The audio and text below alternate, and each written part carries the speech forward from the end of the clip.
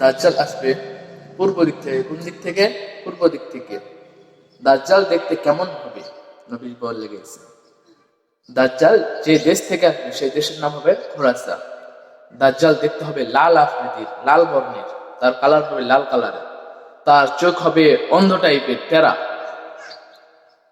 দাজ্জালের কপালে লেখা থাকবে কাফ ফা র, কাফের কাফ ফা র। অবাক করার বিষয় কি জানেন? যে ঈমানওয়ালা হবে, যে আল্লাহ তাআলাকে এক বলে মানবে, সেই তার কপালের যে লেখাটি থাকবে সেই লেখাটি পড়তে পারবে এবং বুঝতে পারবে। আর বাট যে ঈমানওয়ালা হবে না, যে আল্লাহ তাআলাকে এক বলে মানবে না, সে যতই বড় জ্ঞানী হোক না কেন, তার লেখাটি পড়ে বুঝতে পারবে না, সে কাফের, সে দাজ্জাল। সম্মানিত হাজরিন, দাজ্জালের সম্বন্ধে সূরা কাহফের মধ্যে আল্লাহ তাআলা 4টি জিনিস উল্লেখ করেছে। দাজ্জাল যে আসবে এই সম্বন্ধে যে 4টি পয়েন্ট আছে, সে পয়েন্ট থেকে 4টি ঘটনা আল্লাহ তাআলা সূরা কাহফের মধ্যে দিয়ে দিয়েছেন। 1 নাম্বার হলো ঈমান, 2 নাম্বার হলো সম্পদ, 3 নাম্বার হলো জ্ঞান, আর 4 নাম্বারটি হলো ক্ষমতা। সম্মানিত হাজরিন, ঈমান থেকে একটাই উদ্দেশ্য, ঈমান থেকে একটাই জিনিস বুঝে যায় যে ঈমান মানতে হবে এক আল্লাহ তাআলার উপর, ঈমান আনতে হবে, আল্লাহকে এক মানতে হবে, নবীকে মানতে হবে।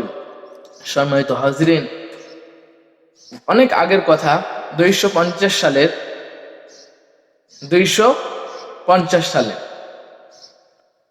বাদশাহর নাম ছিল তাকিয়ানুস। আমাদের দেশের প্রধানমন্ত্রীর নাম শেখ হাসিনা। প্রত্যেকটা দেশে দেশে প্রাইম মিনিস্টার, সরকার এবং কি প্রত্যেকটা সিটিতে মেয়র, চেয়ারম্যান, মেম্বার, এমনকি মন্ত্রী থাকে। আর সেই দেশের সেই সরকারের নাম ছিল, প্রাইম মিনিস্টারের নাম ছিল তাকিয়ানুস। অবাক করার বিষয় কি জানেন? সে ছিল মূর্তি পূজা, সে মূর্তি পূজা করত, সে মূর্তি পূজা করত। তার যুগের 7 জন যুবক এক আল্লাহর উপর ঈমান এনেছিল। তখন সেই বাদশাহটি তাদেরকে ডাকার জন্য বললেন। তারা 7 জন যুবক যখন আসলো, আসার পরে 7 জন যুবককে বলল, হয় তোমরা আল্লাহর উপর ঈমান ছেড়ে দাও, আর না ছাড়ো তো আমরা তোমাদেরকে পাথর নিক্ষেপ করে হত্যা করব। তো সম্মানিত হাজরিন, সেই 7 জন যুবককে টাইম দিল যে তোমাদেরকে 3 দিন টাইম দিলাম, তোমরা তরুণ যুবক, তোমাদের রক্ত গরম, তোমাদের 3 দিন সময় দিলাম, ভেবে চিন্তে উত্তর দিও। তারা 7 জন যুবক সেখান থেকে চলে আসার পরে একত্রিত হয়ে সবাই মিলে পরামর্শ করলো। পরামর্শ করার পরে তারা সেই 7 জন যুবক পরামর্শ করলো। পরামর্শ করার পরে তারা বলল তারা এই দেশ ছেড়ে, তারা এই সিটি ছেড়ে চলে যাবে। তখন তারা চলে যাওয়ার পর একটি পাহাড়ি এলাকায় গেল। পাহাড়ি এলাকায় যে একটি পাহাড়ের নিচে দেখলো অনেক লম্বা গুহা, সেই গুহার মধ্যে তারা প্রবেশ করলো। কোরআন শরীফ নাজিল হয়েছিল হেরা গুহায়, সেই ধরনের এটাও একটা সেরকম একটা গুহা, লম্বা গুহা। তার মধ্যে তারা প্রবেশ করলো। তাদের সাথে একটি কুকুরও ছিল, যার নাম ছিল কাহাফ। সেই কুকুরের নাম দিক থেকে একটি আল্লাহ তাআলা কোরআন শরীফে একটি সূরা দিয়েছেন, যে সূরাটির নাম হলো সূরা কাহাফ। সম্মানিত হাজরিন, সেই 7 জন যুবক সেখানে একটা লম্বা ঘুম দিলেন। ঘুম দিয়ে তারা 309 বছর পর উঠলো। উঠার পরে দেখলো তাদের সাথে যে কুকুরটি ছিল, কুকুরটি মরে কঙ্কাল হয়ে হাড্ডি পড়ে আছে।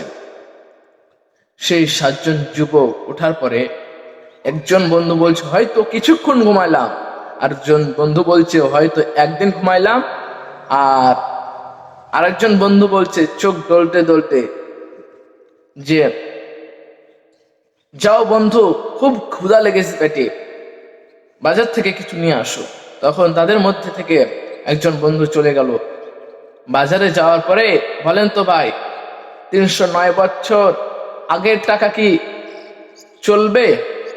প্রত্যেকটা যুগে যুগে, প্রত্যেকটা বছর পার হয়ে যায়, যখন যুগে যুগে টাকা আকৃতি স্রোত চেঞ্জ হয়।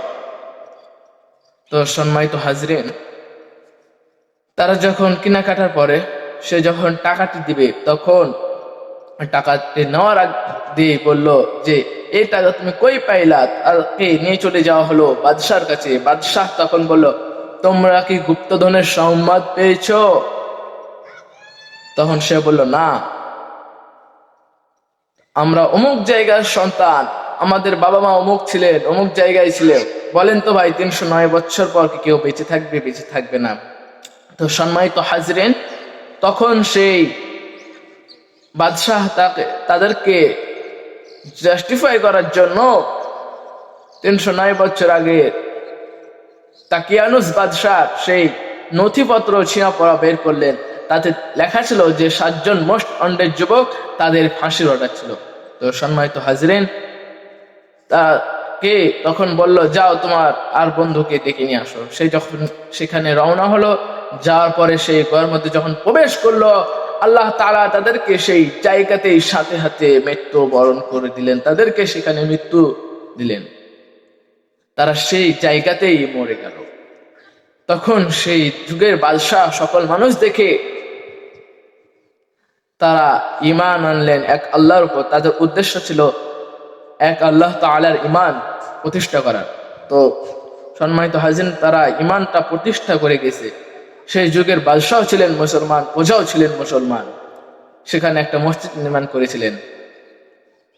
আর দ্বিতীয় নাম্বারটি হলো সম্পদ। সম্পদ থেকে দেখবেন যে যার একটু বেশি সম্পদ আছে, যা 2-3 লাখ টাকা দামের একটা হোন্ডা আছে, মোটরসাইকেল আছে, হোন্ডার মোটরসাইকেল আছে যাদের, তাদেরকে দেখবেন রাস্তা দিয়ে যাবে তো আগুনের বেগে ছুটবে।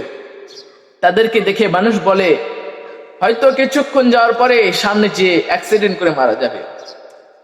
তো সম্মানিত হাজরিন, এই ধরনের যারা নিজেকে প্রকাশ করার জন্য অহংকার করে,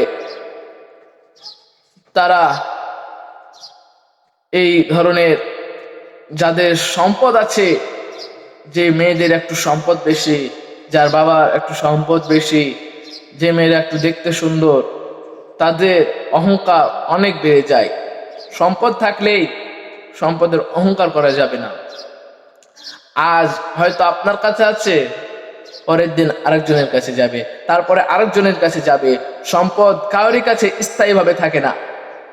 সম্মানিত হাজরিন, সেই সম্পদ থেকে 2টি বন্ধুর ঘটনা আল্লাহ তাআলা কোরআন শরীফে দিয়েছেন। একটি বন্ধুকে আল্লাহ তাআলা বিঘা বিঘা আঙ্গুরের বাগান আর খেজুরের বাগান দিয়েছিলেন। সেই বন্ধু তার গরিব বন্ধুর কাছে গেছে, গল্প করার পর তাকে বলছে যে আমার যে সম্পদ আছে, সেই সম্পদ আমি যুগ যুগ ধরে যদি বসে খাই, তাও আমার সেই সম্পদ ফুরাবে না। তখন সেই গরিব বন্ধু বলছে, তুমি কি আল্লাহর উপর কৃতজ্ঞতা আদায় করো না? তখন সে বলল, না। তখন আল্লাহ তাআলা আকাশ থেকে এক বাজ দিয়ে, একটু অগ্নিকুণ্ড দিয়ে, বিজলি দিয়ে সেই জায়গাটিকে ধ্বংস বিচূর্ণ করে পুড়িয়ে দিলেন। তো সম্মানিত হাজরিন, টাকার অহংকার করা যাবে না। টাকা থাকতেই পারে, আজ আপনার আছে, কাল আরেকজনের হবে। আপনার থাকবে, আপনার টাকা আপনার কাছে থাকবে। অহংকার করে মানুষের কাছে প্রকাশ করার দরকার নাই। সম্মানিত হাজরিন, দ্বিতীয় নাম্বারটি তো গেল, এবার তৃতীয় নাম্বারটি হলো ক্ষমতার ফিতনা। তৃতীয় নাম্বারটি হলো জ্ঞানের ফিতনা। জ্ঞানের ফিতনাটি হলো হযরত মুসা আলাইহিস সালামের ঘটনা আর খিজির আলাইহিস সালামের ঘটনা। হযরত মুসা আলাইহিস সালাম বনি ইসরাইলের কওমেদের সামনে, কিসের সামনে? কওমের সামনে, বনি ইসরাইলের কওমের সামনে বসে হলো একটা মজলিসে ওয়াজ মাহফিল করছিলেন। সেখানে একজন মানুষ এসে বলছে যে, হে বনি ইসরাইলের কওমের নবী মুসা আলাইহিস সালাম, এই যুগের সবচাইতে বড় জ্ঞানী কে? তখন হযরত মুসা আলাইহিস সালাম বলেছিলেন, আমি। তখন সেই, কারণ মুসা আলাইহিস সালাম জানতো যে যে যুগের যে নবী আসে সে সবচাইতে বড় জ্ঞানী। তো আল্লাহ তাআলা তার সেই কথাটি পছন্দ করেননি। সে যদি বলতো যে আল্লাহ তাআলাই সবচাইতে ভালো জানেন, আর এই কথাটি শুনে তাকে বলল, তোমার আরেকজন ভাই আছে, যে ভাইটি তোমার চাইতে বেশি জ্ঞানী। তার নাম ছিল খিজির আলাইহিস সালাম। কি ছিল নাম? খিজির আলাইহিস সালাম। খিজির, যার অর্থ হল নীল সামুদ। তো মুসা আলাইহিস সালাম তার উদ্দেশ্য রওনা হলেন। রওনা হওয়ার পরে তাকে সাগরের সেখানে পাইলেন। খুবই শর্টকাটে বলার চেষ্টা করব। দুই সাগরের মধ্যে স্থানে পাইলেন। পাওয়ার পরে তখন তাকে বলল, আমি আপনার কাছ থেকে জ্ঞান অর্জন করতে চাই। তখন খিজির আলাইহিস সালাম বললেন, তুমি আমার কাছ থেকে জ্ঞান অর্জন করতে পারবা না, তোমার এতখানি ধৈর্য নাই। তো সম্মানিত হাজিরিন, মুসা আলাইহিস সালাম বলল, হে আমার ভাই, আমি ধৈর্যশীল, আমার ধৈর্য আছে, আমি জ্ঞান অর্জন করতে পারবো। তখন খিজির আলাইহিস সালামের সাথে রওনা হলেন। রওনা হওয়ার পরে তখন তারা চলে গেলেন, নৌকায় উঠলেন। নৌকা ওঠার পরে নৌকা থেকে নৌকার কিনারায় নামার পর তারা যখন নৌকা থেকে নামবে, তখন খিজির আলাইহিস সালাম তার নৌকাটি ছিদ্র করে দিলেন। তখন সেটা দেখে হযরত মুসা আলাইহিস সালাম খিজির আলাইহিস সালামকে বলল, হে আমার ভাই, তুমি কেন এই নৌকাটি ছিদ্র করলা? আপনি কেন এই নৌকাটি ছিদ্র করলেন? তো সে বলল, তোমাকে আগেই বলেছিলাম আমার কাছ থেকে জ্ঞান অর্জন করার মতো তোমার ক্ষমতা নাই। তো হযরত মুসা আলাইহিস সালাম বললেন, ভুল হয়ে গেছে ভাই, সামনে চলেন। সামনে আবার রওনা হলেন। এক জায়গায় দেখছে কিছু শিশু একত্রিত খেলা করছে। কি করছে? খেলা করছে। সেখান থেকে হযরত খিজির আলাইহিস সালাম একজনকে ডাকলো, ডেকে তাকে সেইখানেই হত্যা করে দিল। সেখানে তাকে হত্যা করে দিল। তখন সে বলল, এটা তো, মুসা আলাইহিস সালাম বলল, এটা তো অন্যায়, একজনকে আপনি, নিষ্পাপ বাচ্চাকে আপনি হত্যা করে দিলেন। তো সম্মানিত হাজরিন, তখন সে বলল যে আমায় ধৈর্য আছে। মুসা আলাইহিস সালাম বলল, আমার ধৈর্য আছে। কিন্তু খিজির আলাইহিস সালাম বলছে, আমার থেকে জ্ঞান অর্জন করার মতো তোমার ধৈর্য নাই। মুসা আলাইহিস সালাম বলল, এটাই শেষ চান্স। তো হযরত খিজির আলাইহিস সালাম আবার সামনে গেলেন। এগিয়ে যাওয়ার পর তাদেরকে অনেক ক্ষুধা লেগেছে। তখন তারা একজন ইহুদির বাড়ির সামনে যে বলল, আমরা মুসাফির মানুষ, আমাদেরকে কিছু খেতে দেন। তখন মুসা আলাইহিস সালাম তার সাথে ছিলেন, খিজির আলাইহিস সালামের সাথে। তখন তাদেরকে খেতে দিল না, তাদেরকে সেখান থেকে তাড়িয়ে দিলেন। তখন মুসা আলাইহিস সালাম আর খিজির আলাইহিস সালাম রওনা হয়ে গেলেন।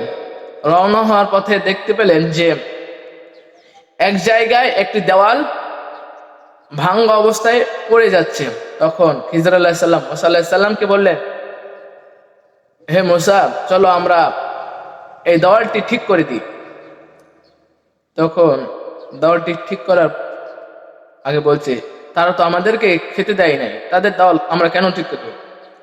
ঠিক করে দেওয়ার পরে তখন বলছে যে, তখন হযরত মুসা আলাইহিস সালাম যখন বললেন, তখন খিজির আলাইহিস সালাম বললেন যে, তোমাকে বলেছিলাম তোমার আর ধৈর্য নাই। তখন মুসা আলাইহিস সালাম বললেন, না, আমার ধৈর্য আছে। তখন বললেন, এটাই শেষ, এরপরে আর সামনে অগ্রসর হব না। তখন খিজির আলাইহিস সালামকে জিজ্ঞাসা করলেন, হে আমার ভাই, যে মুসা আলাইহিস সালাম জিজ্ঞেস করলেন, হে আমার ভাই খিজির, শুরুতে যে আপনি নৌকা ভেঙেছিলেন, কেন তার নৌকাটা ভাঙলেন? তখন সে বলল যে এখানকার একটা জুলুম করে একটা বাদশা, যার নৌকা ভালো তার নৌকাটি নিয়ে চলে যাবে। তো সেই যুবকটি গরিব, তার সংসার সেই চালায়। সেই মানুষটি গরিব, তার সংসার সেই চালায়, তার মা আছে, অসুস্থ মা। তখন সে বলল যে আমি এই কারণে ভেঙেছিলাম, ছিদ্র করেছিলাম, যে পরে সে ওটা ঠিক করে নিতে পারবে। আর যদি সেই বাদশা নিয়ে চলে যায় তো আর সংসার চালানোর মতো কিচ্ছু আর থাকবে না। তখন সে বলল যে সেই সন্তানটিকে কেন হত্যা করলেন, এটা তো অনেক বড় অন্যায়। তখন বলল, আল্লাহ তাআলার পক্ষ থেকে আমার কাছে বলা হয়েছে যে এই সন্তানটি বড় হয়ে তার বাবা মাকে কষ্ট দিবে, এটি জালেম সন্তান হবে, তাকে আল্লাহ তাআলা আরো সন্তান দিবে, সেই জন্য তাকে আল্লাহ তাআলা হত্যা করতে বলেছেন বলেই আমি হত্যা করেছি। তারপরে বলল যে আমরা তো খেতে চাইলাম, আমাদেরকে খেতে দিল না, কিন্তু তাদের দেওয়াল কেন ঠিক করে দিলেন? তখন বলছে এটা দুইজন এতিমের সম্পদ আছে এই দেওয়ালের নিচে, তার বাবা রেখে গিয়েছিলেন। তো যদি এই দেওয়ালটি পড়ে যেত তাহলে আশপাশের সব অন্যায়কারীরা ছিনিয়ে নিয়ে নিত। তো তারপরে মুসা আলাইহিস সালাম তার শিক্ষা এখান থেকে পেলেন, বুঝতে পারলেন যে সে আর কি করতে পারবে না, সামনে অগ্রসর হতে পারলো না। তো আমাদের নবী বলেছিলেন যে যদি আমার ভাই আর কিছুক্ষণ ধৈর্য ধারণ করতে পারতো তাহলে আমরা আরো অনেক কিছু শিখতে পারতাম। তো সম্মানিত হাজরিন, কথা বেশ লম্বা করব না। আর চতুর্থ নাম্বারটি হচ্ছে ক্ষমতার ফিতনা, ক্ষমতার পরীক্ষা করবে। ক্ষমতা সম্বন্ধে একটি ঘটনা আছে বাদশাহ জুলকারনাইনের, যে পুরা পৃথিবীকে রাজত্ব করেছে, যে পুরা পৃথিবীকে শাসন করেছে একাই, যে পুরা পৃথিবীকে একাই শাসন করেছে। সে একজন ভালো সরকার ছিলেন, একজন ভালো প্রাইম মিনিস্টার ছিলেন, একজন ভালো রাজা ছিলেন। সে কাউরে উপরে জুলুম করেনি। তখন সে একদিন ভ্রমণে রওনা হলো। রওনা হওয়ার পর এমন একটি গ্রামের সামনে যে উপস্থিত হলেন, যে গ্রামের মানুষেরা তাকে বলল যে এখানে আমাদেরকে জুলুম করা হচ্ছে, আমাদের উপরে জুলুম করা হচ্ছে। কিন্তু সেই বাদশাহ জুলকারনাইন তাদের ভাষাও বুঝতো না, আর জুলকারনাইনের ভাষা সেই গ্রামের মানুষেরাও বুঝতো না। তখন সেখানে একটা দোভাষী নিয়ে আসা হলো, যারা দুই ভাষাই জানে। তখন জুলকারনাইনের কে বলল যে তারা বলতে চাইছে যে এখানে ইয়াজুজ আর মাজুজ নামক মানুষ আছে, যারা আমাদের সম্পদ লুটে নিয়ে চলে যাচ্ছে। ইয়াজুজ মাজুজ আমাদের সম্পদ লুটে নিয়ে চলে যাচ্ছে। সেই পাহাড়, দুই পাহাড়ের মধ্যখানে সেই গ্রামটিকে লুটে নিয়ে চলে যাচ্ছে ইয়াজুজ আর মাজুজ। তখন বলল যে আমরা অনেকগুলো সম্পদ তুলে দিব, সেই সম্পদ একত্রিত করার পর আপনি এখানে একটা স্ট্রং দেওয়াল সৃষ্টি করে দিবেন, তৈরি করে দিবেন।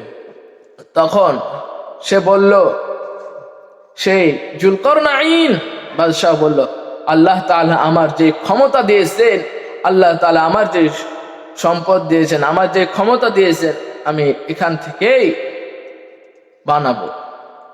তোমাদের কোনো সম্পদ দেওয়ার প্রয়োজন নেই, তোমরা খালি আমার সাথেই থাকবা, কাজে হেল্প করবা। তখন সে বলল যে লোহা, তামা, সীসা এগুলো একত্রিত করো। সেখানে লোহা গরম করলো, সীসা গরম করে, তামা গরম করে একের পর এক ঢেলে একটা স্ট্রং লম্বা দেওয়াল সৃষ্টি করলো, এখানে তৈরি করলো তারা সকলে মিলে। তখন ইয়াজুজ মাজুজ আর সেই দেওয়াল টপকে এপারে আসতে পারেন না। তবে তারা কিয়ামতের আগ দিয়ে ইয়াজুজ মাজুজ কি করবেন, পৃথিবীর বুকে আসবে।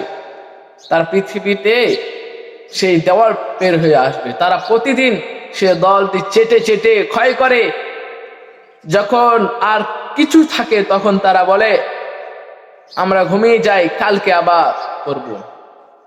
কিয়ামত যেদিন হবে, যেদিন আল্লাহ কিয়ামতের আগ দিয়ে আল্লাহ তাআলা তাদেরকে যেদিন বের করবেন, তখন তারা একটা কথাই বলবে। তারা চেটে চেটে সেই দেওয়ালটি যখন ক্ষয় করবে, তখন তারা বলবে যে ইনশাআল্লাহ, তাদের মুখ দিয়ে বের হয়ে যাবে ইনশাআল্লাহ আগামীকাল এই দেওয়ালটি শেষ করবে। ইনশাআল্লাহ বলার সাথে সাথেই সে দেওয়ালটি চূর্ণ বিচূর্ণ হয়ে যাবে। তারা সেখান থেকে বের হবে। বের হয়ে চলে আসার পরে দুনিয়াতে অনেক মানুষের সাথে জুলুম করবে। তখন তাদেরকে আল্লাহ তাআলা মহামারী দিয়ে ধ্বংস করে দিবে এবং আল্লাহ তাআলা আকাশ থেকে স্পেশাল বার্ড, স্পেশাল পাখি পাঠাবে, যে পাখিগুলোর নখ হবে বড় বড় ঈগল পাখির মতো। তাদেরকে, যে ঈগল পাখি শিকার করে, বাঘ টাক দেখবেন, বাঘ শিকার করে, অনেক প্রাণী শিকার করে, যখন কোনিতে খামচা মেরে তাকে চারে নিয়ে চলে যায়, সেই ধরনের পাখি আসবে, বড় বড় পাখি আসবে। সেই ইয়াজুজ মাজুজের গণগোষ্ঠীকে তারা ধরবে আর নিয়ে যে সাগরের মধ্যখানে ফেলে দিয়ে আসবে। সম্মানিত হাজরিন, অনেকজনই জানি না যে ইয়াজুজ মাজুজ কি। তো সম্মানিত হাজরিন, আমরা ইয়াজুজ মাজুজ সম্পর্কে ভালোভাবে সূরা কাহফের মধ্যে দেখে নিব। সবাই সূরা কাহফের মধ্যে ইয়াজুজ মাজুজের সম্পর্কে অনেক কিছুই দেখতে পাবেন, করতে পারবেন। সম্মানিত হাজরিন, এখন আরো কিছু আছে দাজ্জালের ফিতনা, যেগুলো এখনই আমরা প্রকাশ পাইতেছি।